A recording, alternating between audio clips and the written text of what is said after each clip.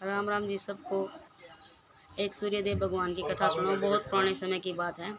एक बुढ़िया आया करती सूर्यदेव की उपासना किया करती। उपासना करती थी तो अपना सुबह उठते ही गाय का गोबर उठाती, आंगन में लीपती, चूल्हा लीपती, नहाती धोती और सूर्य भगवान को रख देती, भोजन बनाती। भोजन का पहले सूर्यदेव को भगवान को भोग लगाकर फिर स्वयं ग्रहण किया करती थी। एक दिन उसकी पड़ोसन ने सोचा इसका तो रोज का संकट हो गया, तो लेवर मेरी गाय का गोबर उठा के ले जावा है।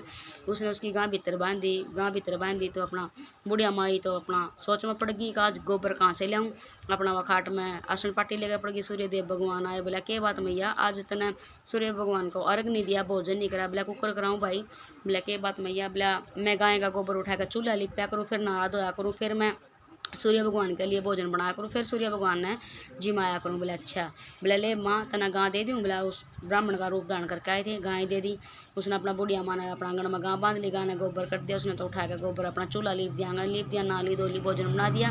तो गोबर तो सूर्य भगवान ने जो गाय दी थी उसने सोना का कराया था, सारा घर में सोना ही सोना हो गया। अपना भोजन बनाकर सूर्य भगवान को जिमाया कर खुद जिम लिया। पड़ोसन ने सोचा आज तो आई को नहीं, गोबर ठाण जाकर देखूँ के करने लग रही है। पड़ोसन पहुंच गई। पड़ोसन देखकर उसको सारा घर में सोना ही सोना।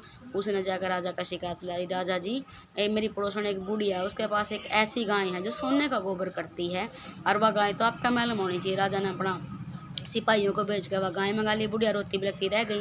बोली भाई या गाय ना ले जाओ, या तो मेरे तो एक ब्राह्मण ने दे रखी। लेकिन राजा के दूत मानने को नहीं, अपना खोल के ले गए तो गाय में उसमें बांधी, महल में बांधी तो अपना दूधिया ने दूध निकाल दिया। रात ने गाय ने गोबर में सारा महल भर दिया। जितना गोबर उठावा उतना ही गोबर कर दिया, जितना गोबर उठावा उतना ही गोबर कर दिया। क्यों? वो तो सूर्य भगवान की दी हुई गाय थी, गरीब बुढ़िया की।